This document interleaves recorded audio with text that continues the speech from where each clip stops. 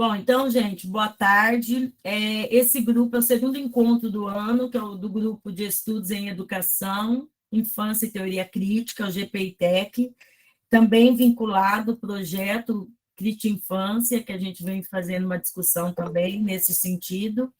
Esse grupo, ele acontece todas as últimas terça-feiras do mês, no período da tarde, e a gente, esse ano, tem um projeto que é convidar, né, os colegas, as parcerias, sobre temas relacionados à educação, à infância, mas tudo relacionado à teoria crítica, é uma discussão pelos limiares da teoria crítica. Hoje eu estou com uma pessoa muito querida, muito especial, que eu tive o prazer, se mesmo online, né, Luciane, de conhecer por intermédio da professora Leandra, da Unicentro, de Guarapuava. A Luciane Neuvaldi, ela já me convidou várias vezes para participar das bancas de TCC, bancas de mestrado e doutorado, e hoje, né, eu fiz esse convite especial por conta das discussões que a Luciane vem trazendo no campo da educação, da teoria crítica, né, não diferente, trazendo uma temática bem atual, na verdade, que é a sociedade industrial desenvolvida, as novas formas de controle e a paralisia da crítica. Olha, Lu, estava lendo o seu tema. Você já escreveu especificamente com esse tema? Liga o microfone aí, amor. Já apresentei um trabalho no Congresso Teoria Crítica e também agora escrevi um texto para essa palestra, né? E sempre usei esse texto como suporte para o desenvolvimento de outras temáticas. Nossa, porque é maravilhoso. Esse texto é muito bom, né? Gostei bastante da temática. Então, gente, agradeço esse grupo, só para vocês conhecerem, o Rui, a Donias, Luciane e Denise, que está aqui hoje, é um grupo de pesquisa que vincula alunos, né, recém-formados na área do curso de pedagogia, alunos da graduação, alunos da pós-graduação, mestrado, doutorado, colegas pesquisadores, como a professora Sandra Leite, que é uma amiga, da colega não, ela é minha amiga, né, da área da educação infantil, e faz parte do projeto já há um tempo comigo, aqui com a gente. Então, na verdade, é uma mescla. Existem professoras, por exemplo, a Aline, a Elis, Lu, que elas são professoras que já atuam na educação infantil, são professoras como você entraria como comunidade, né? Professoras que entram para participar. A Elis foi minha aluna de estágio, a Aline conheci por uma situação lá em Cornélio Procópio, de uma disciplina, e as demais aqui relacionados, o Walter, meu orientando de TCC, a Roberta, enfim, Roberta do mestrado, agora indo para o doutorado, Letícia de iniciação científica, então é um grupo bem mesclado. A Natasha, que está como Marta Furlan, é do doutorado, doutoranda, a Marcela, mestranda, a Vivian, mestranda, só para vocês conhecerem um pouquinho o perfil. E a Denise, uma amiga querida também, que conheci por meio da professora Marta Chaves, e ela fez o mestrado, né, Denise? Na UEM, é isso? Tá certo, amor? Na UEL. Na UEL com o professor Carlos, e agora está tentando aí também engrenar para o campo do doutorado. Então, Lu, seja bem-vinda, o tempo é seu, quero que primeiramente você fale rapidamente, mas assim, né, no sentido bem tranquilo da sua formação, um pouco sobre a sua história aí como professora, pesquisadora na área da teoria crítica, e na sequência, né, as suas discussões. O texto básico já passei para o pessoal, né, previamente, aí gostaria que o grupo ficasse atento, viu, pessoal? E depois a gente aproveitasse a Luciane aqui perguntando um monte de coisa para ela. Pergunta tudo para a Lu, não pergunta nada para mim, não. Vai vendo. Lu, seja bem-vinda, meu amor. Muito obrigada pelo aceite aqui em participar conosco.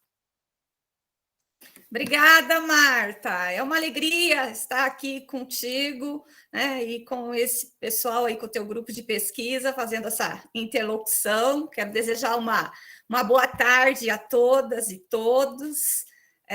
Como eu falei, é uma grande alegria, né? Porque a Marta é uma amiga, né? Que eu espero cultivar essa amizade aí por um longo período, que tem sido muito frutífera, né, Marta? Então, eu sou a professora Luciane Neufeld, eu sou gaúcha, tá? Mas eu era criança quando mudei para Cuiabá, no Mato Grosso, e foi lá que eu fiz tanto o ensino fundamental quanto o ensino médio. Na época, né, era o primeiro e segundo grau, né? Eu sou desse tempo. E também a universidade. Eu fiz o curso de pedagogia na Universidade Federal do Mato Grosso. Minha formação posterior a nível de mestrado é também na UFMT, e eu, a princípio, pesquisava sobre história da educação, né? Mas isso me instigava. A princípio, eu não me sentia muito confortável com isso, sabe? Porque era um período ainda daquele marxismo bem ortodoxo, né? Então, a minha discussão, eu tinha como categoria principal o trabalho, mas eu gostava mais da cultura. Então, foi desse tempo até eu me encontrar, né? Até eu terminar o mestrado e pensar em alguma coisa para fazer um projeto de doutorado, demorou muito tempo. Para vocês terem uma ideia, eu terminei o meu mestrado em 1998 e eu só fui fazer doutorado 10 anos depois, né? Quando eu já estava aqui no Paraná, né? Porque eu fiz concurso em 2003 para a universidade, né, para a Unicentro, mas eu também, antes, eu até quero pontuar que toda a minha carreira profissional no ensino superior foi no campo da didática. Tá? Eu trabalhei também no ensino fundamental, ajudei a criar um curso de magistério, né, no interior do Mato Grosso. Então, eu tenho essa experiência, mas no magistério superior, toda a minha carreira docente foi no campo da didática, e foi da didática que surgiu a problemática também da minha tese, em que eu procurei fazer uma articulação entre as questões que eu vivenciava no meu cotidiano ali, enquanto professora de didática, e a minha inserção na teoria crítica, que já havia acontecido, né, desde 2004, né, quando eu cheguei na Unicentro, eu já fui apresentada à teoria crítica por meio do professor, né, por intermédio do professor Paulo Guilhermetti. E a minha dissertação de mestrado, a minha tese, desculpa, ela tem como título A Sombra do Esclarecimento, Conteúdo e Forma da Indústria Cultural, né, no curso de Pedagogia da Unicentro, em que eu fiz um levantamento de como a indústria cultural impactua, né, nesse processo de ensino-aprendizagem, porque eu observava, quando a gente trabalhava esse processo, né, a elaboração do processo ensino-aprendizagem, como organizar esse processo, e aí eu tinha já essa perspectiva de trabalhar com a questão estética, né, nesse processo de ensino-aprendizagem, porque uma das coisas que a gente observa esse apego ao instrumentalismo na hora de organizar o processo. Os alunos querem lançar mão de técnicas, de coisas estereotipadas mesmo, né, das famosas dinâmicas, né? Então, não via muito sentido. E eu acho assim que os elementos, né, a arte, né? A arte, ela traz, né, essa possibilidade de pensar esse processo de ensino-aprendizagem de maneira crítica e criativa. Né? Mas quando eu tentava fazer essa provocação para os meus alunos, eu via que o repertório cultural deles era bastante enfraquecido. Né? Então, foi daí que surgiu essa Mas eu não vou falar muito para vocês disso, né? Porque senão eu vou me ater muito tempo, né? Então, é mais para vocês conhecer, se vocês quiserem conhecer a minha tese, então é só procurar que ela está disponível aí no Google. Bom, a dinâmica da minha apresentação vai ser a leitura de um texto que eu fiz, tá? Eu elaborei esse texto. Então, no primeiro momento, eu faço essa leitura e essa discussão. E, no segundo momento, eu tentarei fazer alguns links com a questão da educação, tá bom? A razão da escolha do texto de Marcuse, As Novas Formas de Controle, escrito em 1964, deve-se à vivacidade de seu pensamento, que denuncia o enfraquecimento das possibilidades emancipatórias da sociedade capitalista atual.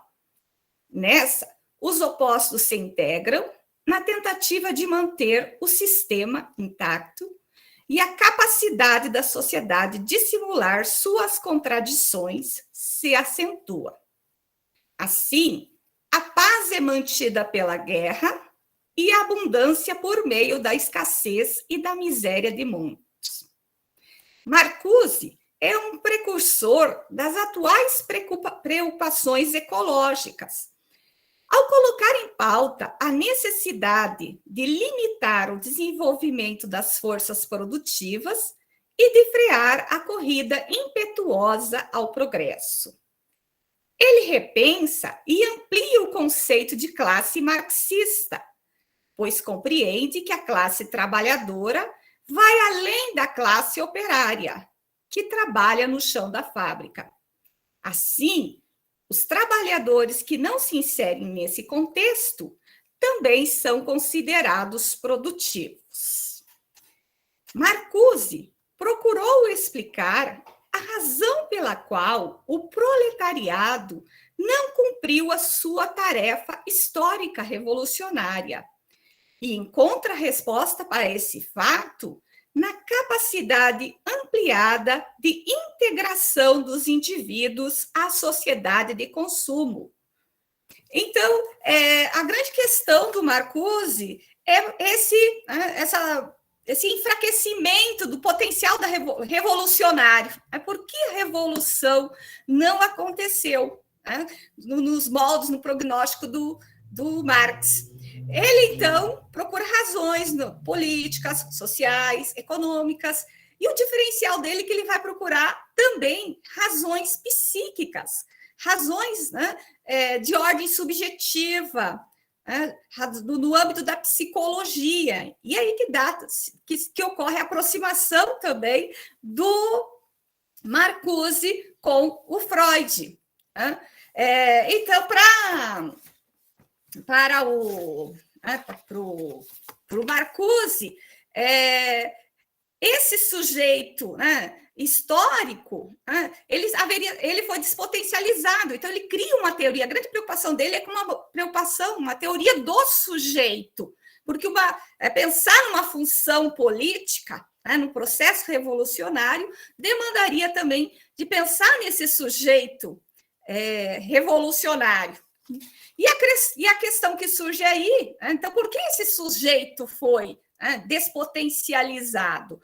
Porque, segundo Marcuse, aí no Eros e Civilização, embora seja um texto que ele se aproxima mais do Freud, e nesse texto ele já vai, ele vai ser mais pessimista, né? E até quero fazer um parêntese aqui, né? Porque a gente da teoria crítica é muito criticado pelo nosso pessimismo, né? Mas eu vejo assim, né, como o próprio Adorno diz, né, quanto mais a totalidade, né, você não pode pensar numa mudança da sociedade sem pensar ou ignorar, né, o peso que a totalidade exerce sobre essa sociedade, né? Então, esse vigor, como o Marcuse fala, né, das forças que impedem essa capacidade emancipatória, ela precisa ser sempre lembrada, né, para a gente não é muito confortável ser um indivíduo negativo, né? Mas alguém tem que fazer o papel da crítica, né? Porque essa negatividade, essa não realização, essa impossibilidade da emancipação, ela precisa, né, ser, como eu falei, lembrada para que a gente possa pensar numa possibilidade, né? Então, segundo Marcuse, as forças, né, as mesmas forças que tornaram a sociedade capaz de amenizar a luta pela existência, foram as forças que serviram para reprimir nos indivíduos as necessidades de libertação.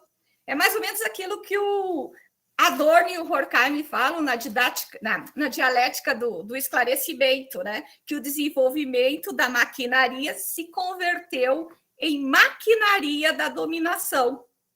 Ou seja, quanto mais as forças produtivas se desenvolveram, quanto mais o desenvolvimento tecnológico ele se processou, mais ele esteve a serviço do controle, né, e da opressão mesmo desses indivíduos. Aquilo que o Marcuse fala de paralisia da crítica, né, o aplanamento do contraste, né, que ele fala. Né? Bom, então, continuando aqui o texto. Apesar de a classe trabalhadora se integrar crescentemente à ordem do sistema capitalista, para Marcuse, ela ainda continua sendo a portadora da revolução e da emancipação. No entanto, as possibilidades emancipatórias são imobilizadas pela capacidade do capitalismo aprimorar e tornar mais eficazes as suas formas de exploração e de controle. Essa paralisia da crítica deve-se também ao fato de que a dominação e o controle excedeu o momento do trabalho. Hoje nós somos controlados todo o momento da nossa vida, nós não levamos uma vida autêntica, né? Porque tudo que nós vamos fazer, a todo momento nós reafirmamos o processo de produção das mercadorias. Para existir, nós precisamos afirmar esse processo. Não tem, e ainda mais agora com a tecnologia, nós não podemos mais trabalhar sem a tecnologia. Tá? E a tecnologia, para o Marcuse, ela não é só uma força produtiva, né? Ela também é um modo de produção, ela é uma relação social. Então, ela também expressa uma relação opressiva. Eu gostaria também de pontuar um pouco a questão da classe social, né? Quando eu falei ali que a classe não é só o trabalhador do chão da fábrica, né? Que é considerado o trabalhador produtivo. Né? E é essa capacidade da sociedade, né? Hoje em dia até o problema não é mais nem o trabalho, até a falta do trabalho, né? E a sociedade promove uma ampliação do processo de fetichização da mercadoria, aquilo que o Adorno chama de socialização, né? De realidade substitutiva, né? De realização substitutiva.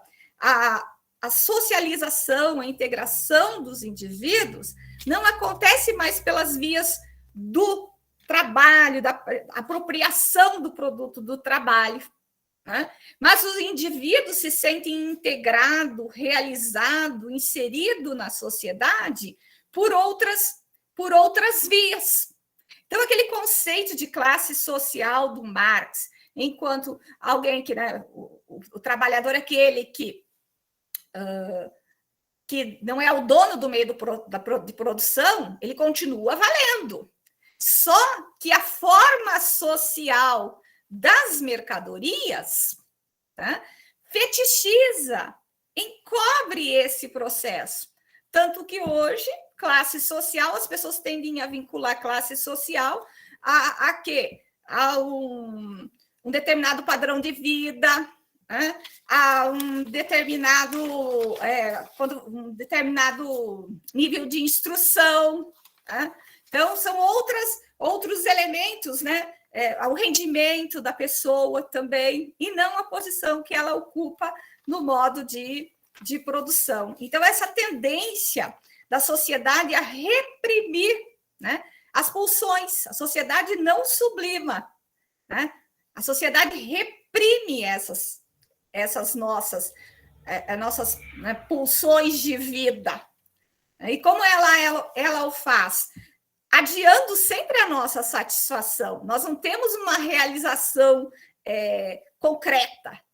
Nós temos uma falsa realização.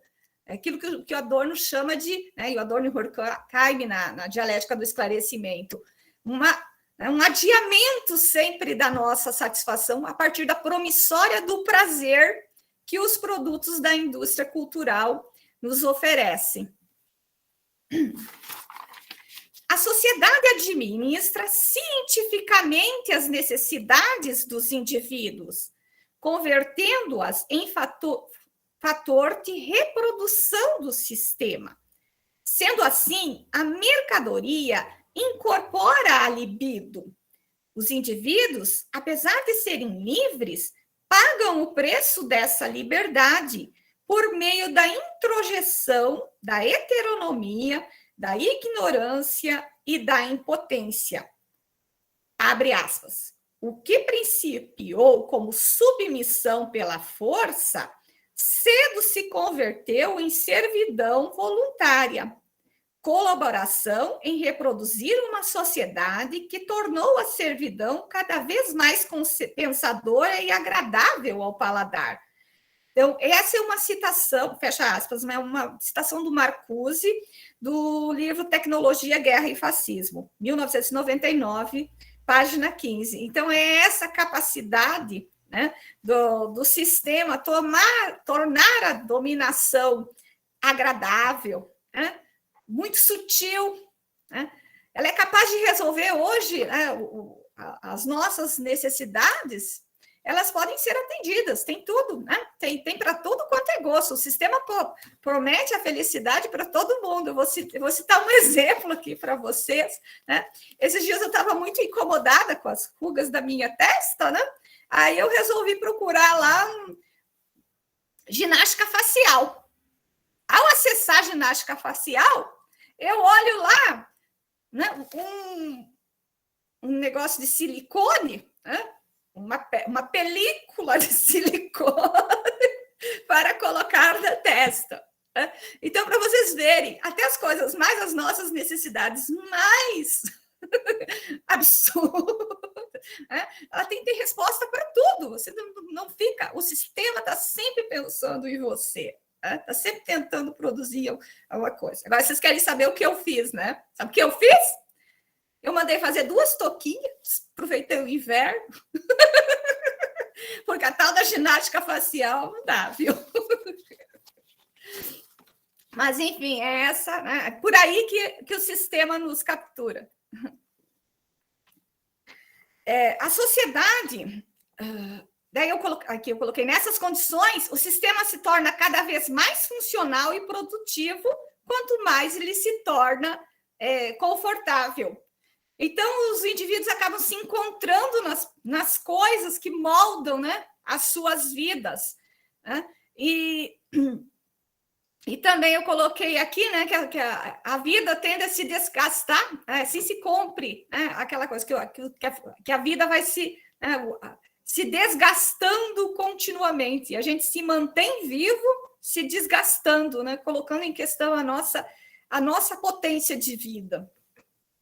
A sociedade industrial desenvolvida é, segundo Marcuse, aquela na qual o controle, que se iniciou com a introdução das máquinas nas fábricas, estende-se para todas as formas de vida social, corroborando com a tese da economia política de que o capitalismo se conserva por meio de sua expansão.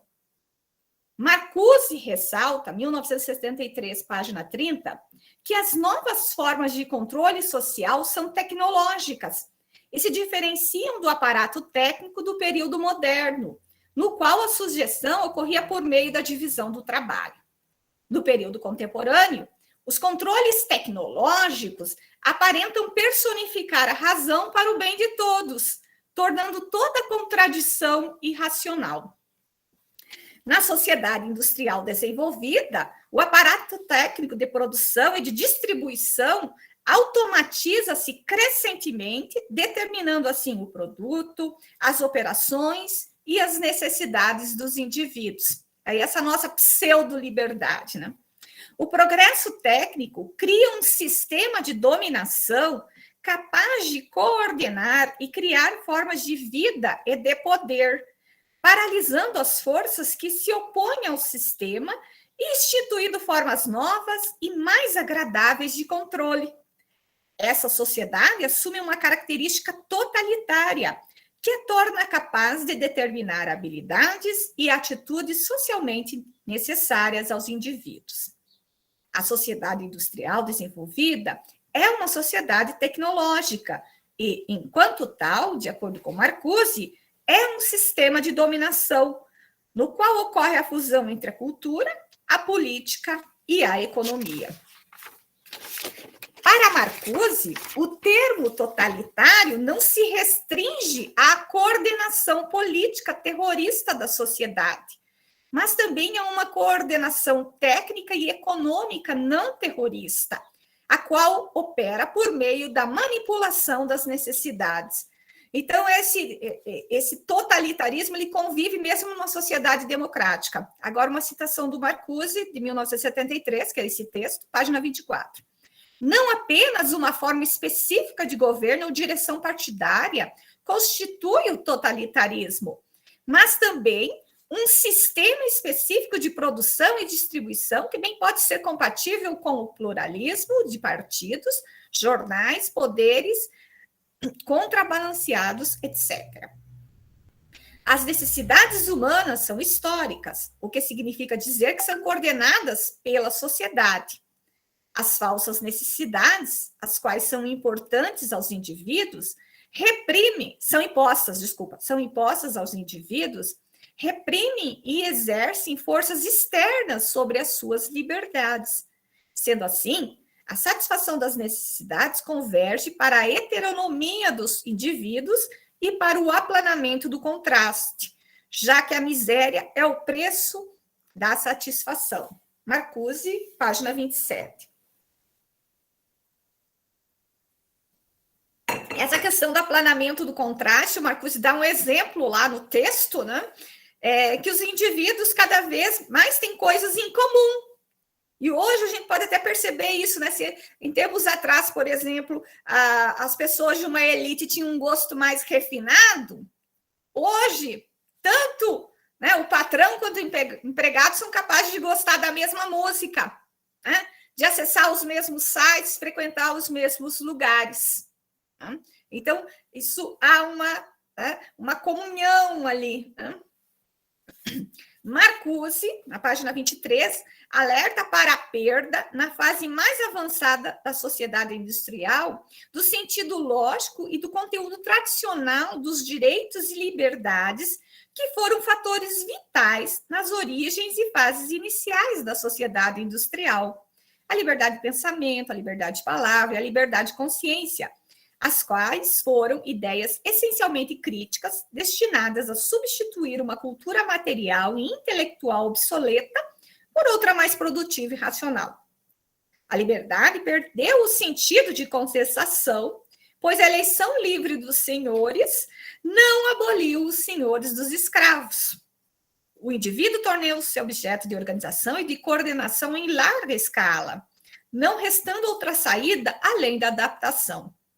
O modo de vida da sociedade capitalista se expande por todo o tecido social e promove uma submissão altamente racionalizada e organizada, culminando na programação da vida. Aí uma citação do Marcuse. Sob julgo de um todo repressivo, a liberdade pode ser um poderoso instrumento de dominação. O alcance da escolha aberta ao indivíduo não é fator decisivo para a determinação do grau de liberdade humana, mas o que pode ser escolhido e o que é escolhido pelo indivíduo. Página 28.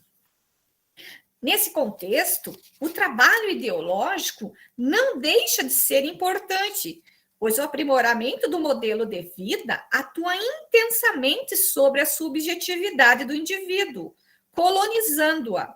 Nessas condições, o indivíduo, inconscientemente, age no sentido de favorecer o desenvolvimento do capital.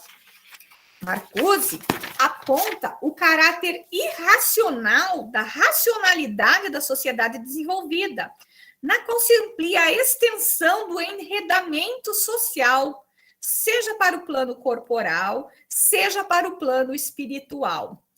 O autor destaca que esse contexto abala a noção de alienação, já que as pessoas passam a se reconhecer em suas mercadorias, encontrando sua alma nos objetos preferidos. Então, se antes a alienação é você não se reconhecer, agora as pessoas se reconhecem, se identificam, né, com sua alma, a sua própria, né, sua ontologia no objeto ali, né? Já que as pessoas passam a se reconhecer em suas mercadorias, encontrando sua alma. Já li isso aqui. Dessa forma, a organização pulsional dos indivíduos reflete o processo social e está a serviço da aparelhagem.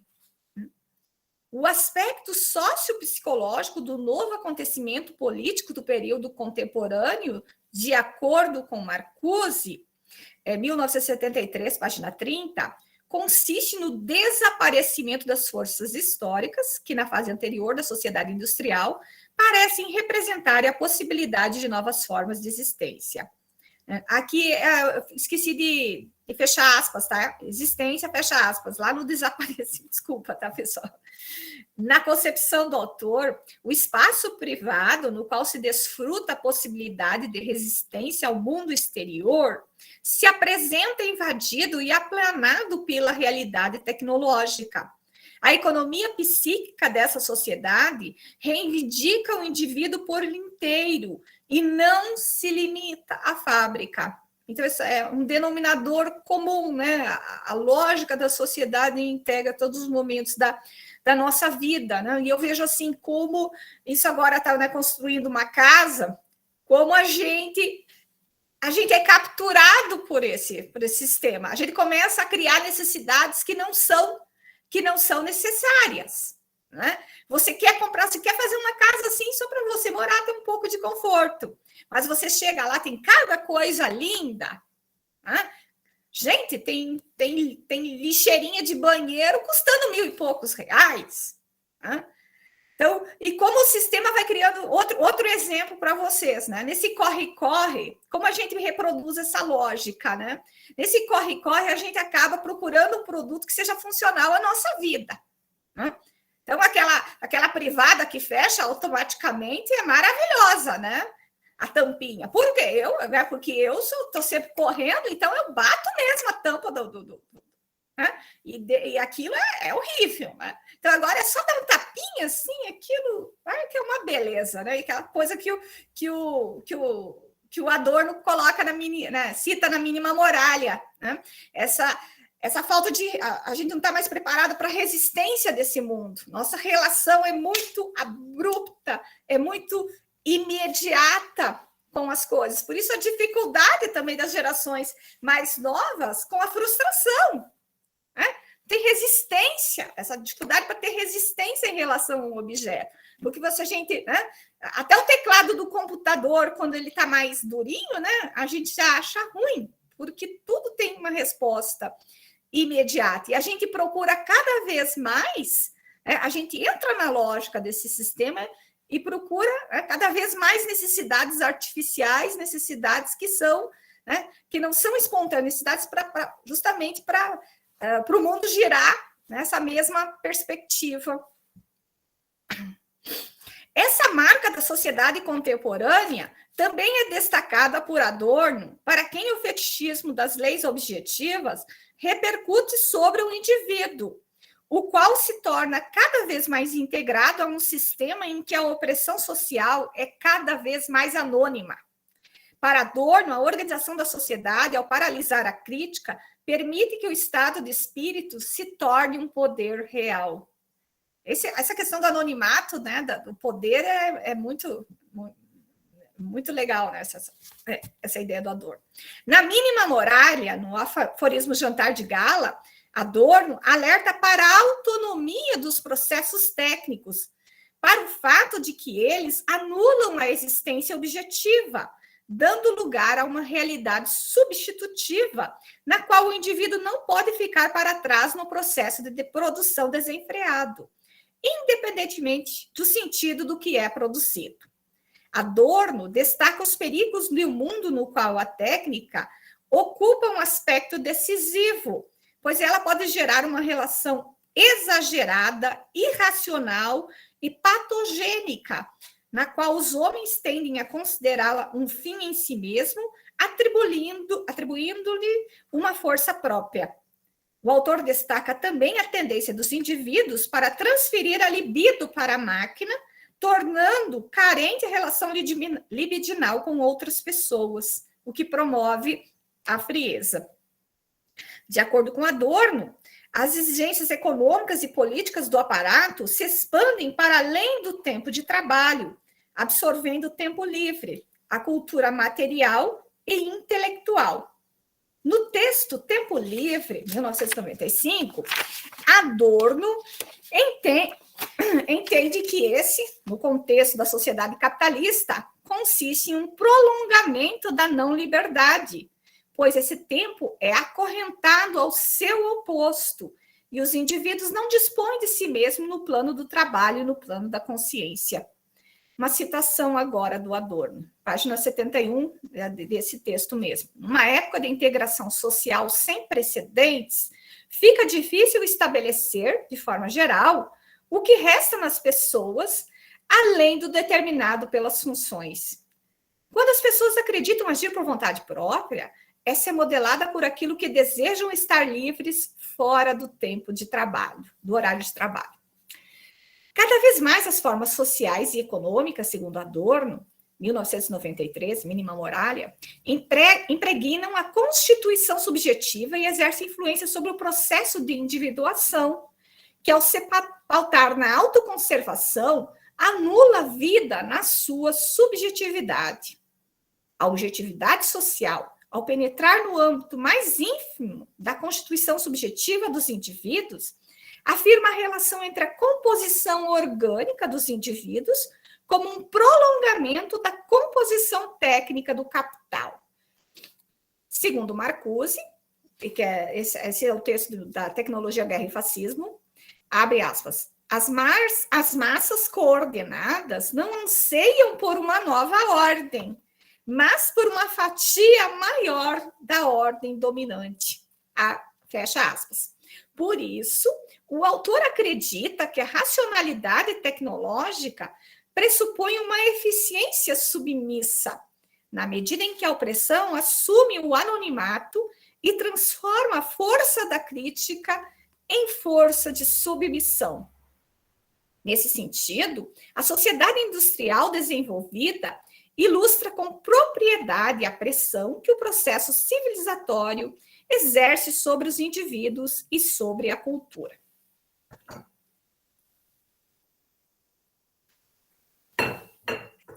No texto Comentários para uma definição de cultura, Marcuse define esse conceito como um processo de humanização caracterizado pelo esforço coletivo para conservar a vida humana, para pacificar a luta pela existência ou mantê-la dentro dos limites controláveis para consolidar uma organização produtiva da sociedade, para desenvolver as capacidades intelectuais dos homens e para diminuir e sublimar a agressão, a violência e a miséria. Para ele, existe uma distinção entre cultura e civilização. Então, você vê que cultura tem um sentido de humanização. Né? A primeira expressa uma dimensão superior, a autonomia e a realização humana, enquanto a segunda, que é a civilização, pressupõe o reino da necessidade, do trabalho e do comportamento socialmente necessários. O conceito de progresso aplicável apenas às áreas técnicas, voltadas para o processo civilizatório, pode aumentar a tensão entre a cultura e a civilização. Nesse caso, segundo o autor, essa tensão é cada vez mais reprimida na medida em que, abre aspas, a cultura é incorporada sistemática e organizadamente na vida cotidiana e no trabalho. Desse fato, decorre o questionamento a respeito da procedência da distinção entre cultura e civilização na sociedade industrial avançada, ou a possível dissolução entre meios e fins, entre valores culturais e fatos sociais, uma vez que os fins foram absorvidos pelos meios. Eu já estou terminando, já vou... Aí eu tenho só alguma questão, mais um parágrafo e algumas questõezinhas relacionadas à educação, eu já termino minha fala. Acho que eu vou até às 13h15, no máximo 13h20, pode ser? A distinção entre cultura e civilização... Pode sim, Lu, pode ser. Pode ser sim, porque daí a gente abre para dialogar um pouco, conversar, daí o pessoal, né, que tiver fazer perguntas. Né? Acho que 40 minutos é suficiente, né? 35, 40 minutos, tá bom? Para o debate? Sim, tá ótimo. Na hora que você terminar, tranquilo. Não fique bem em paz com essa questão do horário. A gente termina na hora que terminar. Tá bom. A distinção entre cultura e civilização é apontada por Marcuse a partir dos seguintes pares: trabalho material, trabalho material, trabalho intelectual, trabalho ósseo, reino da densidade, reino da liberdade, natureza, espírito, pensamento operacional, pensamento não operacional. A civilização tecnológica, no entendimento do autor, abre aspas, tem de eliminar os objetivos transcendentes da cultura, e esses objetivos transcendentes são em referência àqueles socialmente estabelecidos, tá? E com isso reduz aqueles fatores e elementos da cultura que, frente às formas dadas da civilização, eram antagônicos e alheios, fecha aspas. Os elementos culturais, segundo o autor, tornam-se afirmativos na medida em que servem para consolidar a violência do existente sobre o espírito. Então, a partir dessa discussão da cultura, já que cultura e formação são elementos, né, imbricados dentro da perspectiva da teoria crítica, eu quero fazer algumas provocações, né, no âmbito da educação. Eu vou colocar um slide para pontuar esses elementos.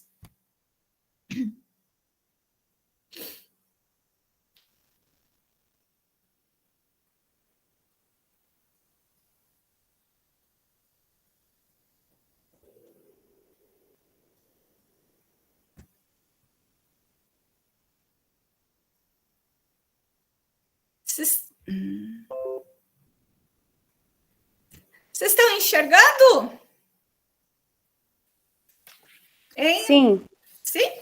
Então, nessa... Aumenta, Lu. Tá, eu vou colocar apresentar slides. Deixa eu ver aqui.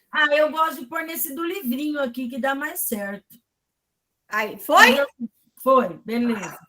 Só um pouquinho. Se você quiser ocultar essa mensagem baixa aí, ó. Ótimo. Aí, perfeito. Então, eu coloquei assim, algumas ameaças, né, à formação. Nesse último parágrafo ali, né, que eu li, eu mencionei, né, para Marcuse, a cultura incorporada sistemática e organizadamente na vida cotidiana e no trabalho, né, e o conceito do processo aplicado apenas às áreas técnicas, né? Então, como isso também destitui, né, a cultura, né? Por que destitui a cultura e destitui a formação? Né? Porque se a cultura é definida, né, tanto por Adorno como pelo Marcuse, né, como algo que se opõe ao mundo das necessidades, né? Essa possibilidade de autonomia, essa possibilidade de transcender esse mundo, essa objetividade social, né? O que nós temos, na nossa sociedade atual, né, no discurso contemporâneo em relação aos processos formativos.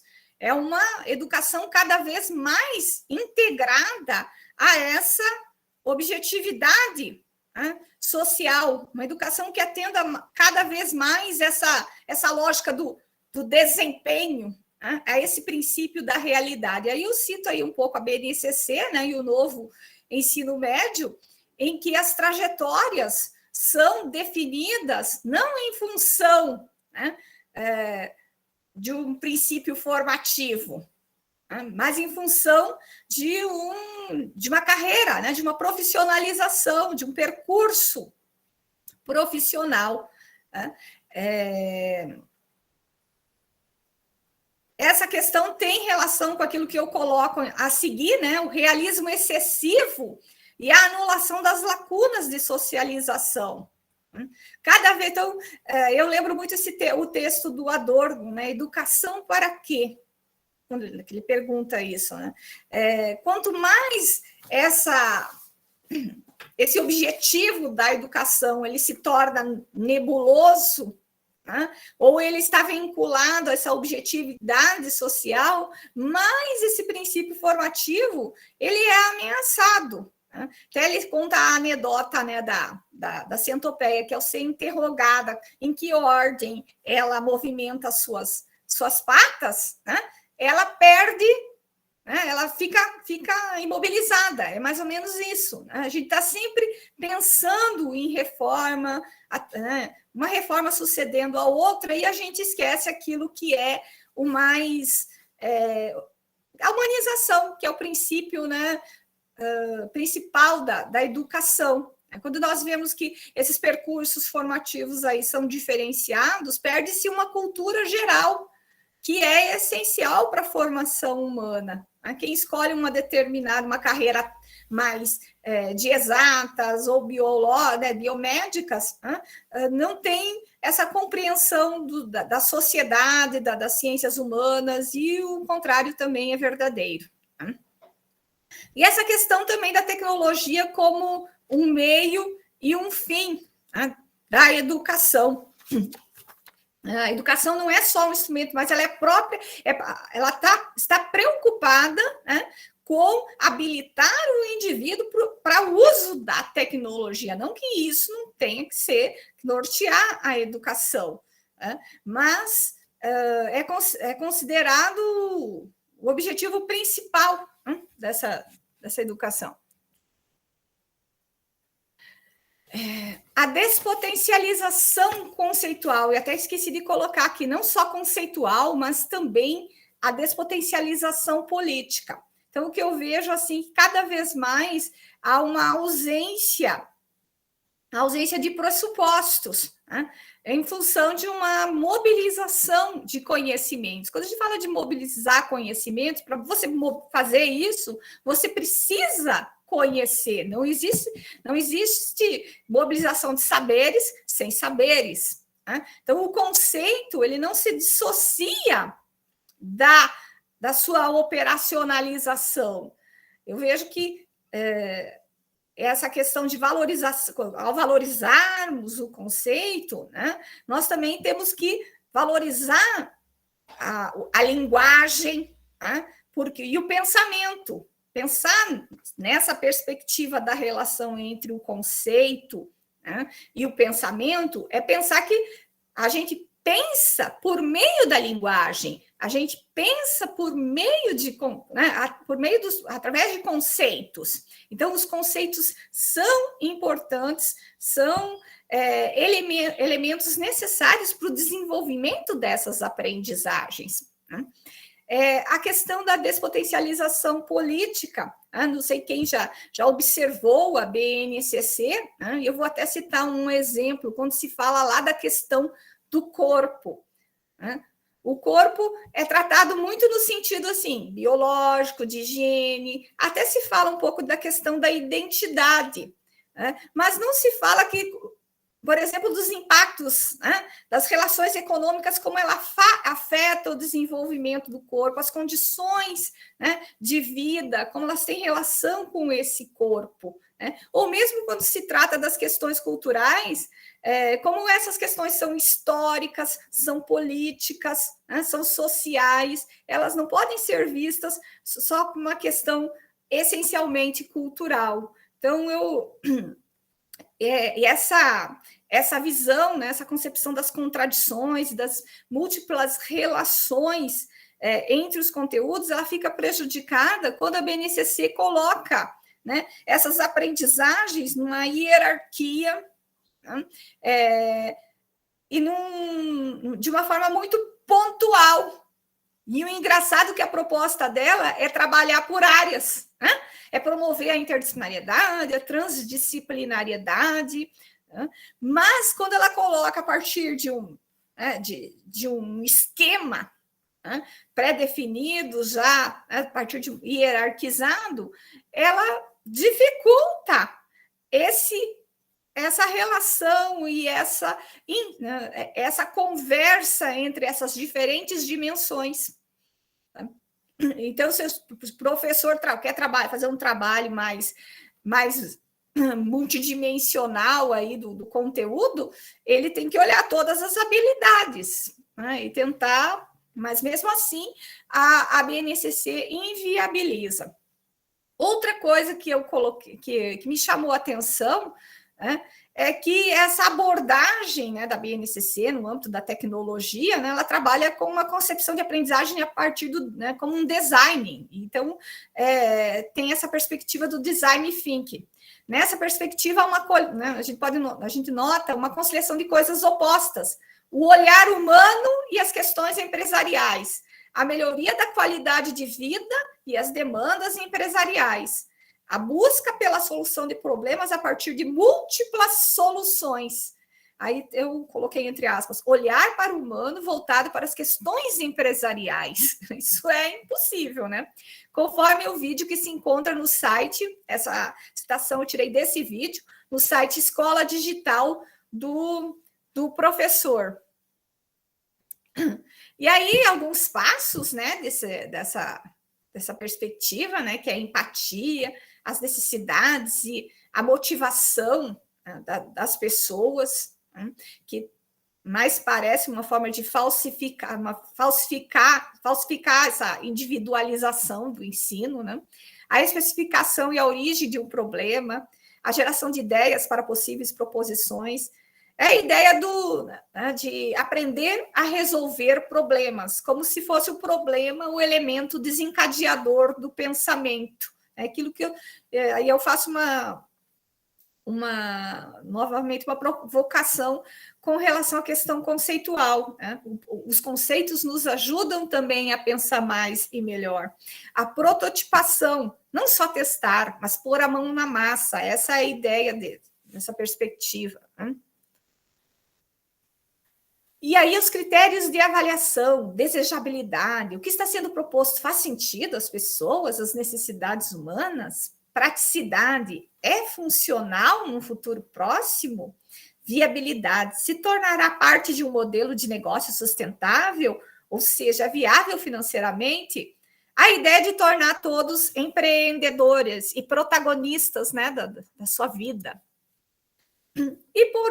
E já finalizando, né, nós temos também o controle e a modelação do trabalho docente. Eu que trabalho com a didática, tenho sentido bastante esse esvaziamento da capacidade, né, dessa possibilidade de se pensar criticamente o processo de ensino-aprendizagem, porque o professor, cada vez mais, ele é subsumido pelo mercado, né? Hoje em dia, o professor que não precisa mais pensar, já tem pacotes de planos, né, a empresas aí proporcionando ao professor a solução para o seu problema de como adaptar o processo de ensino-aprendizagem à BNCC. Né?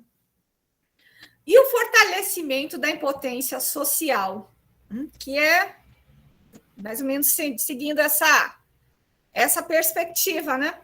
Bom, vou voltar aqui.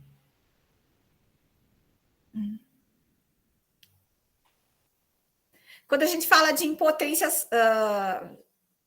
social, né, pessoal? A gente lembra muito que é uma característica da semi-formação, né? A impotência, quando o indivíduo... Né, uma forma de satisfazer o seu narcisismo, a sua impotência, a partir do quê? Né? Dessa semi-formação. Né? Ela expõe, né? Expõe essas nossas fraquezas. Então é isso, vou deixar agora em aberto para vocês cumprir. Nossa, Lu, que interessante. Eu estava anotando aqui, aí eu me lembrei que na minha tese de doutorado tem uma parte que eu até trabalho sobre a questão das formas de controle social por meio da tecnologia, e Herbert Marcuse. Lendo o seu texto, você acredita que olha a cabeça, né? Eu fiquei assim, onde será que eu já li alguma coisa sobre isso? Na verdade, eu tinha escrito uma parte da minha tese lá, tipo um subitem, né? Daí você me fez até buscar essa escrita que eu nunca nem publiquei. Olha aí! Estava parada. Na verdade, eu acho que essa questão, ela, principalmente, né, da própria tecnologia, o impacto disso dentro do trabalho docente, essa questão até das formas de controle, a gente pode perceber em todos os níveis de ensino, né? Cada um com as suas especificidades, a gente percebe a necessidade de repensar de uma forma mais crítica para onde a gente está conduzindo o nosso trabalho, né? Quais as finalidades efetivamente da educação. Parece que a gente fica tão anestesiado diante das situações que a gente vem vivenciando na sociedade, por meio das manipulações diversas, próprias influências, né, dessa técnica, dessa tecnificação da vida, que as coisas dentro da educação, principalmente na escola, passam a ser naturalizadas. A gente parece que nem sente mais, né, os efeitos das ações negativas. É interessante que esse dia eu estava conversando com a professora Zuleika, e até a gente brincou, né, da gente escrever um texto, que é a Era dos Ré, né? Como que depois da pandemia a gente consegue perceber que tudo virou ré, né? A reorganização, a ressignificação, né? Replanejamento. Então, parece que, assim, uma coisa que era por aí, parece que a gente está voltando, né? E até aquilo que aparentemente tinha como avanço, a gente está tentando resgatar aquilo que a gente perdeu. E dentro dessa questão do controle, principalmente nas salas pré-escolares, não sei se me entende quem está me ouvindo, a gente consegue perceber agora uma força incrível pelo ré, né, que seria o replanejar a partir da alfabetização mecânica. Em meio ao século XXI, ano 2022, pós-pandemia, diante de toda uma situação vivida aí pelas crianças, pelos próprios professores, nós nunca tivemos tão em alta a valorização do método daquela alfabetização mesmo, caminho suave, nova roupagem. Então, isso é uma forma efetiva de controle, né? Eu percebi isso nas andanças aí, de dentro dos centros de educação infantil, nas pré-escolas, e eu fiquei absurdada do que eu vi. E isso é positivo. Falar de forma diferente parece que parece que soa estranho. Então, querendo ou não, olha, né, a força desse controle social, dessa tecnificação das relações, dessa própria sociedade que avança progressivamente e há um descompasso, né, nas relações e no próprio processo de humanização, a ponto de achar que é isso sim que é eficaz, né? É como se a gente não tivesse memória. Então, na verdade, eu acho que a sua discussão, ela traz, né, para a gente perceber um pouquinho como que isso vai nos colocando, né, numa situação de hipertrofia do pensamento crítico. A gente vai, né, parece que vai reduzindo essa racionalidade crítica em detrimento de um cenário que nos controla em todas as esferas da vida. Eu acho que a discussão é muito pertinente, viu? E se você fez esse texto aí para a fala, se quiser nós terminarmos juntos, será um prazer. Com certeza. Eu estou em dívida com a Lu, eu tenho que ter um texto maravilhoso que ela me mandou, e eu agora em junho, viu, Lu? A junho promete. Daí eu estou terminando as disciplinas, eu vou ficar mais em paz. Nós, agora que estamos terminando as férias, para começar o próximo semestre, o próximo ano letivo. Pois é, aqui termina o semestre para começar isso também. O próximo ano letivo. Nós estamos mais adiantados. Mas, gente, e aí? Gostaria de abrir, inclusive, para o próprio Adonias, Rui, fique bem à vontade, se sintam em casa, né, nessa casa virtual. Walter, né, Walter? Eu estou devendo ouvir seus áudios, tá, meu bem? Hoje eu prometo, hein? Hoje eu vou ouvir seus áudios, tá na minha aqui, ó, na minha lista de prioridades. Walter morre comigo. Gente, quem gostaria de fazer algum comentário, alguma pergunta, alguma reflexão, algum ponto que a professora Lu falou e gostaria aí de conversar um pouco, estamos aí abertos. Oi, boa tarde. Vocês conseguem me ouvir? Aqui tá chovendo bastante, teve horas em que eu precisei ficar com a câmera fechada porque travava. Eu sou a Marcela. Professora, eu gostei muito da sua discussão, acho que ela tem vindo muito de encontro com parte do que a professora Marta também acabou de citar, que é esse retrocesso, né, da gente ter que voltar a utilizar práticas que já estavam superadas, vamos dizer assim, né, que foram usadas lá atrás, no ensino tradicional, né, no tecnicismo, e a gente tem recebido essas orientações de reativá-las, de usá-las novamente, quando, na verdade, isso é um retrocesso, né? Acaba que, não sei, de alguma forma sendo mais, a minha visão, tá? Sendo mais prejudicial do que uma maneira de promover, de fato, o ensino, essa criticidade nos nossos adolescentes, nas nossas crianças, né? Tem ficado tudo muito mecânico. Então, eu gostei muito das suas falas, me colocou, assim, muitos pontos de interrogação, onde eu comecei a visualizar aqui na minha prática alguns dessas suas falas, vendo que isso voltou a acontecer, né? Coisas que a gente já não via, já havia superado. Então, achei muito interessante. Parabéns. Muito bem, Marcela. Eu acho que é bem essa... E acho que, às vezes, por isso que as pessoas, às vezes, entendem, né, dentro da teoria crítica, às vezes, esse olhar de negatividade, pessimismo que a Lu comentou. Na verdade, não é olhar para a realidade e ver que ela não está bem, né? E quando a gente faz esse exercício, qual que seria o caminho para conduzir isso, né? Eu acho que o primeiro ponto como se diz, é compreender que isso não está bom, que desta forma não está legal, porque eu acho que é aquilo que o próprio Adorno vai falar, que é o processo da própria autorreflexão. É quando eu tomo consciência do mundo, né, e com o mundo eu começo a fazer um processo efetivo da experiência de um pensar crítico em favor de uma possível aí, desbarbárie.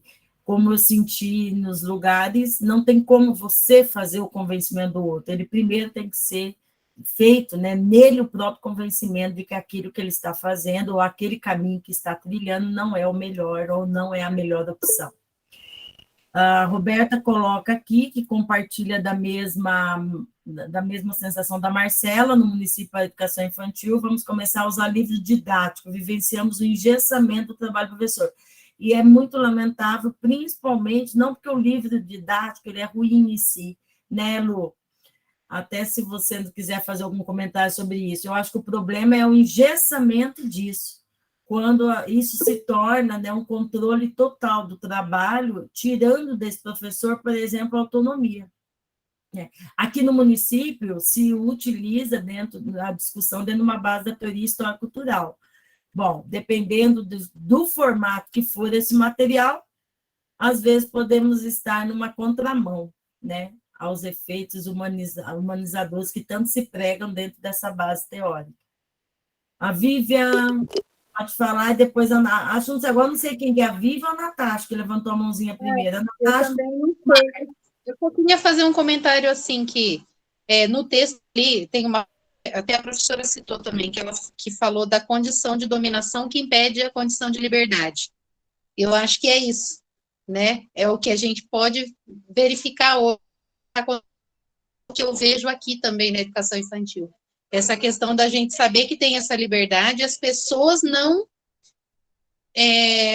eu acho que interpretarem essa liberdade ela no sentido real, né? Então, continua-se, como a professora Marta acabou de falar, engessados naquele mesmo sistema, e a gente sabe que essa liberdade existe, pessoas por ela, e não lutam para mudar essa condição de dominação. Então, aí vem esses materiais, todo essa forma padrão de se tratar com a criança, sabe que não é a melhor maneira, mas é o que é ditado, né? A regra que é ditada e a gente acaba seguindo, então. Lu, você quer comentar alguma coisa sobre essas reflexões ou ouvir a Natasha? Eu vou deixar o pessoal fazer suas considerações, depois eu comento. Beleza. Natasha. Queria parabenizar a professora, que eu achei incrível a fala e me fez pensar mil coisas, inclusive até para a minha tese. Então, muito obrigada, professora. E eu queria fazer um parênteses com a fala da professora e com a fala da Roberta. Eu não tenho muita experiência, vivência, enfim, dentro da sala de aula em si, por muito tempo, mas eu auxilio na produção desse material didático que a Roberta falou. E, de fato, além de agora o pessoal tem que começar a usar, eu percebo muito a seguinte questão. Antes, a gente fazia uma produção de um determinado jeito. Então, por exemplo, antes o aluno tinha que ir lá escrever no material. Agora o aluno não pode mais escrever no material. Agora o aluno ele vai ter que começar a escrever no caderno. Então, assim, além de ter que usar o material, que, igual a professora Marta falou, não é que é algo ruim, mas o problema é como isso é engessado, padronizado. Então, até nisso, eles padronizam, sabe? Então, a partir de agora, você não vai mais poder escrever aqui, você vai ter que escrever aqui. A partir de agora, você vai ter que fazer assim, não vai poder mais fazer assado. E eu me lembro de uma vez, quando eu estava dentro da sala de aula, e aí a gente começou a fazer bastante práticas, assim, com os alunos, para sair um pouco desse engessado, assim, de, né, copia o que está na lousa, enfim. E aí a professora chamou a gente e falou assim, olha, eu estava em estágio, né, eu e uma colega, e a professora regente chamou a gente no canto e falou assim, olha, vocês precisam passar mais atividades no caderno, com que o aluno ele tenha que escrever no caderno, porque senão o pessoal vai começar a reclamar que os alunos não estão aprendendo nada. Ou seja, é compreendido que o aluno ele só está estudando, ele só está aprendendo alguma coisa a partir do momento que ele está escrevendo no caderno. Então, será que de fato é isso que faz com que o aluno aprenda, sabe? Esse engessamento de ter que escrever no caderno. E aí, tem um trecho no texto do Marcuse, né? Que a professora a professora citou a página 30, que ele fala, que eu acho que, eu falo assim, gente, é um texto, não sei a versão de vocês, mas a minha é de 1973. E é algo tão atual, né? Porque ele fala logo lá no finalzinho da página 30. Atualmente, esse espaço privado se apresenta invadido e desbastado pela realidade tecnológica, que eu acho que é exatamente o que a gente está vivendo hoje, né? A gente já tem uma fala que a professora Marta, a gente fala do professor Alex, que a educação ela já estava danificada, né? A ferida já estava ali, só que agora ela se escancarou de um jeito, e depois dessa pandemia, a gente não tem mais vida, né? É o WhatsApp, é Meet, é o tempo todo, é 24 horas dentro dessa tecnologia. Então, assim, eu não sei vocês, mas eu sinto que hoje, qualquer horário, a gente não tem mais, assim, porque antes a gente, vamos trabalhar. Então, a gente sai de casa, vai trabalhar, faz o que tem que fazer fora de casa, volta e descansa. Parece que agora a gente não tem nem mais isso. Então, enfim, eu fiz vários pensamentos, esses só são alguns, mas muito obrigada, professora, eu adorei a fala. Denise, pode falar, Denise. Boa tarde a todos. Parabenizar também a professora Luciane pela fala, o texto muito denso e essas primeiras aproximações que eu tive com a teoria crítica, primeiro com algumas falas da doutora Marta, que eu pude assistir em alguns eventos, e agora com a da professora Luciane, uma temática muito interessante para refletir a respeito da atualidade. E lendo o texto, que me chamou muito a atenção foi na página 28, onde o Marcuse fala que toda libertação, abre aspas aqui, como diz a professora Luciane, toda libertação depende da consciência de servidão. E o surgimento dessa consciência é sempre impedido pela predominância de necessidades e satisfações do próprio indivíduo. E também em relação à fala da professora, falando sobre a falta de resistência ao mundo, e eu fiquei pensando como podemos chegar a esse momento de uma consciência, né, desse processo que nós estamos inseridos, se a todo momento nós somos capturados pelo sistema, por conta dos nossos próprios desejos. E nesse contexto escolar, muitas vezes a gente não tem o tempo e o espaço necessário justamente para fazer essa reflexão sobre o nosso trabalho e sobre como ele é influenciado por todas essas demandas da sociedade, né? Então, eu gostaria que a professora nos apontasse algumas possibilidades no que diz respeito a esse processo de permanente reflexão que muitas vezes nós temos que empreender para conseguir chegar a esse nível de consciência.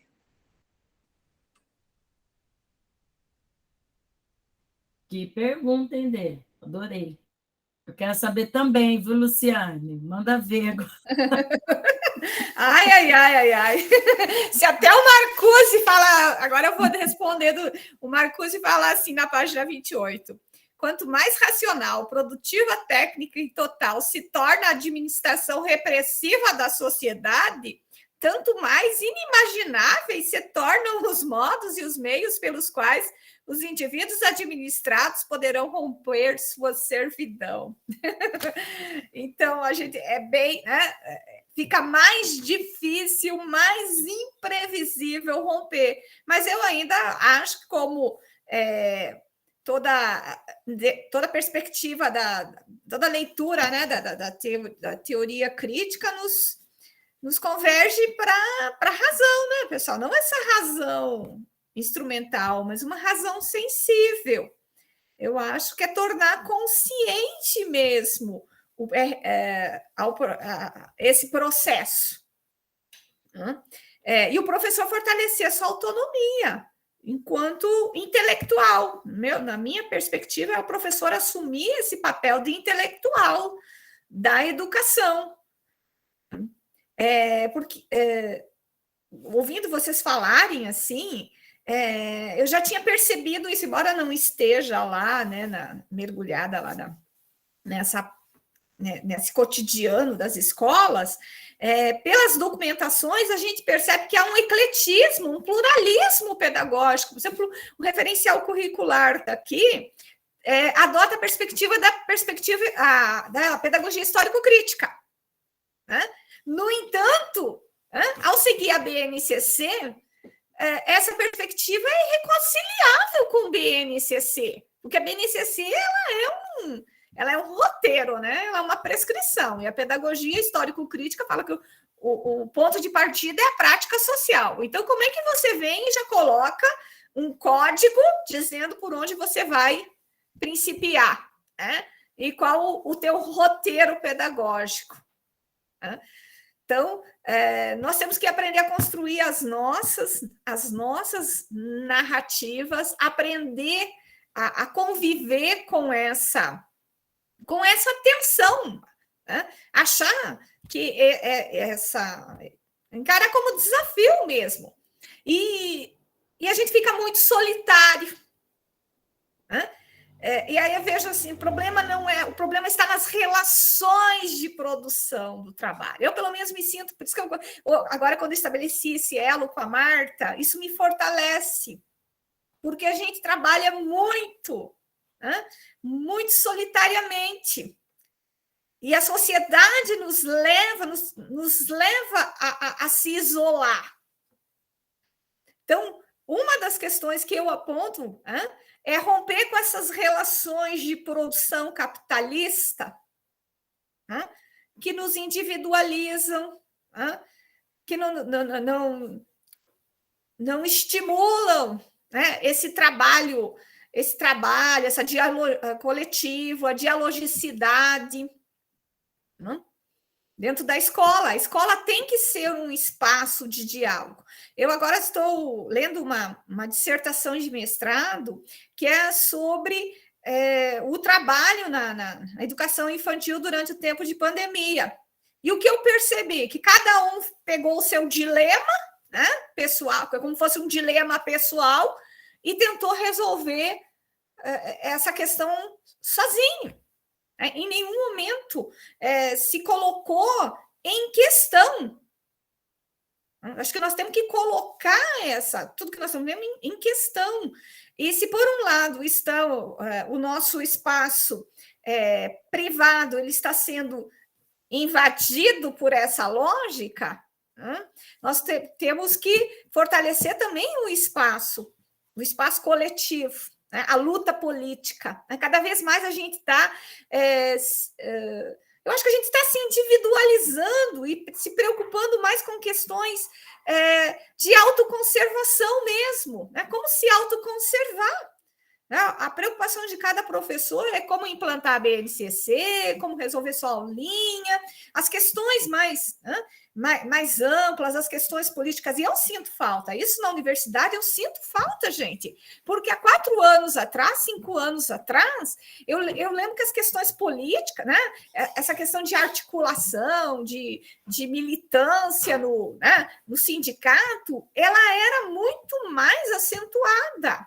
E parece que esse enredamento mesmo dessa tecnologia que vem para cá, para cada vez, né, a gente vai aumentando a nossa quantidade de tarefas e isso vai nos paralisando. Né? Então, nós não temos esses espaços coletivos. Né? Nós não temos espaço, nós não temos tempo para dialogar. Eu acho que a primeira... E a gente também contribui para essa lógica. Né? Porque, por exemplo, eu não sei lá no WhatsApp do teu departamento, mas é uma vitrine. Os grupos de WhatsApp acabam sendo uma vitrine para ver quem produz mais, quem faz melhor, quem... Né?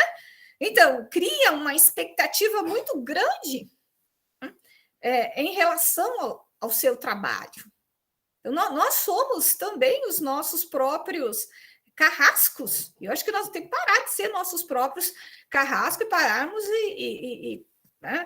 e nos fortalecermos coletivamente, né? Discutir, colocarmos em questão essa nossa discussão. E só para fechar agora a discussão, que a gente tem de tudo agora. Quando ouvindo vocês falarem, a gente tem pedagogia histórico-crítica, a gente tem a lógica da BNCC, que é do aprender a aprender, né? Mas parece que está muito mais aprender a fazer. A né? própria BNCC, e por isso, Lu, ela coloca, né, que um dos foco do desenvolvimento é a criança, desde a maternidade, saber fazer. Então, é aquela coisa bem da aprendizagem instrumental, né? Realização, desenvolver, até a gente volta, né, com o termo habilidades, né? Habilidades, isso. E no meu entendimento, é muito mais para promover um mercado editorial, elevar, né, a qualidade da educação, tendo como parâmetro a escola particular, a apostila, a capacidade de resolver problemas no papel. E então, você sabe que esses dias eu até comentei na aula, as apostilas e os livros que saíram agora, eles trazem nos seus títulos a palavra-chave, que é a palavra que todo mundo quer ouvir, BNCC. Aí, quando você abre, né, tipo um livro elaborado de acordo com os objetivos da BNCC, os princípios da BNCC. Quando você abre, você vê o caminho suave, reconstruído, né, esteticamente falando. O Rui, acho que sabe bem, né, da teoria estética, né, Rui? Um galanteio, como que é? Um galanteio amoroso, os livros hoje, né? Eles são galanteadores, porque assim vai seduzindo os pais, né, a escola, e muitos dos livros não tem nada de BNCC. É uma reprodução da escola tradicional, só que na sua capa, né, o seu título está lá, BNCC. Isso daí é uma própria, né, incentiva a mercadorização da escola e do conhecimento. Então, a BNCC hoje ela se tornou como se diz, como que eu falo? A propaganda, na verdade. Uma garota, sei lá, né? Um documento propaganda, né? Para o povo encher aí seus bolsos. O Adonias, o Rui, querem fazer algum comentário? Ó, nós temos ainda uns 10 minutinhos. Quer fazer? O Adonias já pode preparar, Adonias. Faz o seu comercial, já que nós estamos comercializando mesmo tudo. Já faz seu comercial para o nosso próximo encontro.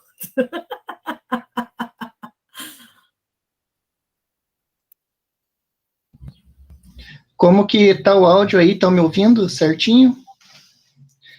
Né, então, a professora Luciane, ela já adiantou algumas coisas do próximo encontro, né, que eu vou falar um pouquinho sobre a estrutura da BNCC para o ensino médio e algumas relações com a semi-formação, né, da questão das competências e habilidades também, né, então eu até acredito que eu acho que eu sugeri os mesmos textos que ela sugeriu para esse encontro, então já fica a leitura para o próximo também, né, da questão da tecnologia política, né, que eu não lembro a data agora de cabeça, eu acho que é dia 5, né, que ficou o encontro.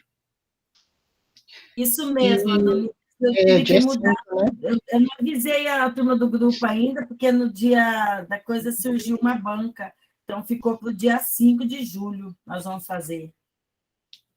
É isso, então já fica o convite para o pessoal na próxima. Se a professora Luciane puder também assistir, né, acompanhar também no próximo, eu vou agradecer muito. Perfeito. Quer falar alguma coisa, Rui? Fiquei feliz também de conhecê-lo. É mútuo. Eu vou fazer uma observação rápida. A professora Luciane chamou atenção para a imagem da fatia do empoderamento.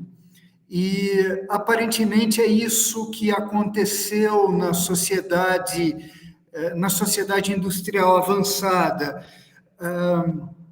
O poder, ele estendeu seu raio de ação em todas as direções, em todos os sentidos, envolvendo indivíduos e coletivos, a ponto de a educação, e eu considero o desafio de vocês que trabalham a educação infantil na perspectiva da teoria crítica, um desafio que eu não invejo para mim. Eu quero assisti-los em seus avanços, mas eu acho hercúleo esse trabalho. Enfim, sucede que essa disputa por fatias de poder, ela precisa ser observada com muito cuidado.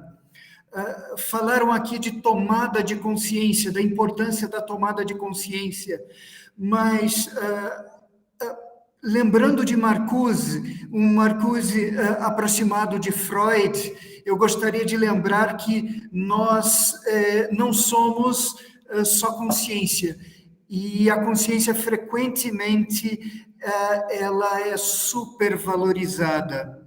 Há uma série de fatores que entram de contrabando no nosso pensamento e na nossa ação, e que passam por fora da nossa consciência. e nós podemos estar reproduzindo justamente os mecanismos do poder quando pensamos que estamos discutindo esses mecanismos. Por exemplo, as ideias de empoderamento, de lugar de fala, tão aceitas hoje na academia, tão aceitas entre aqueles ditos progressistas, esses lugares de fala e esse empoderamento não seria talvez empoderamento de uma fatia de poder, a assunção de um lugar de fala nessa fatia de poder, e a educação para a consciência não pode reproduzir isso sem perceber, sem querer. Eu creio que a teoria crítica é importante para a educação porque ela traz esse pessimismo revolucionário que os progressistas perderam. Eu, sinceramente, acho que Marcuse é ótimo de ser lembrado sempre pela recusa, e eu só acho que ele é pouco pessimista, precisa ser friccionado para se arrancar sempre mais dele. Mas é isso, Marcuse é um dos meus diálogos permanentes. Eu gostei muito da fala da professora Luciane, e creio que vou gostar muito da do Adonias também. Muito bem, obrigada, Rui. Já gostei também de você. O Adonias eu já conhecia, fui banca, né, do Adonias. Orientando do Corra. Oi? O Rui foi orientando do Corra. Ô, louco, nossa! Olha a minha responsa.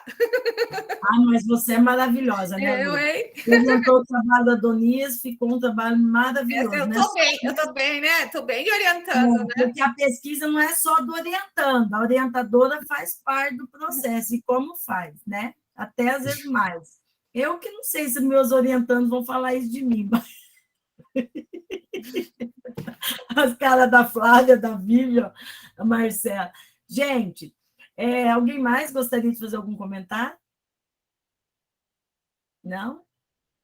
Bom, eu acho que essa discussão é uma discussão que realmente, com a fala do Adonias no próximo encontro, dia 5/7, já estão convidados, vai ser bem interessante. Eu já vou mandar na sequência, que eu estou mandando assim meio, né, didaticamente parcelado, para não assustar, viu, Adonias? O seu eu ainda não mandei. Agora nós vamos fazer sua fotinha, tá?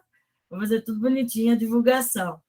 E daí dá o tempo certinho. Aí vocês também, gente, podem convidar aqui do grupo, pode convidar outras pessoas que queiram participar, é aberto, tá? E à vontade para quem queira. Lu, fica aí agora para você fazer suas últimas falas e de encerramento, despedida, e a gente já, na sequência, a gente também já encerra. Só um lembrete, porque quando o Marcuse fala que é preciso controlar esse nível de desenvolvimento das forças produtivas, né, ele também está apontando um caminho para a gente desenvolver uma outra sociedade que não seja essa consumista, né? E acredito que isso com as crianças é muito, muito importante, né? Nós desenvolvermos uma outra relação com as coisas, né? A criança não tem essa relação fetichista com as coisas, né? Não tem essa relação mercadológica, né? A princípio ela não tem isso, ela aprende a ser assim, né? Então é um trabalho. E eu quero dizer que eu amei estar aqui com vocês, né? Me senti muito bem, espero ter contribuído e desejar tudo de bom para vocês, sucesso, e que a gente continue essa parceria, tá bom? Obrigada. Lu, nós que agradecemos. Essa questão aí do consumismo é uma questão mesmo que nos preocupa, principalmente quando atinge a nossa essência, né, meu bem? consumir as coisas até não é o problema é quando as coisas passam a nos consumir. Vai tirar de nós o que nós temos de melhor, que é a nossa humanidade. A professora Sandra Leite, que é uma amiga e parceira, ela coloca ali, parabéns, professora Luciane, ótimas indagações e assertativas, ela está com problema na câmera. Mas, gente, muito obrigada. No próximo encontro, então, falaremos aí da educação, ensino médio, educação, uma coisa assim, né, Adonias? Tecnologia e semi-formação. Tem um tema mais elaborado, mas a ideia é sobre essa lógica aí, tá? Agradeço por hoje, Lu, muito obrigado. A Natasha já, como sempre, muito cuidadosa, já vai colocar lá no canal do YouTube da Criti Infância. Aí, quem quiser depois, aí eu mando para você também, Lu, o link, caso você queira assistir sua fala lá e compartilhar, de repente, com alguns dos seus alunos, outros orientantes que não puderam participar. Tá bom?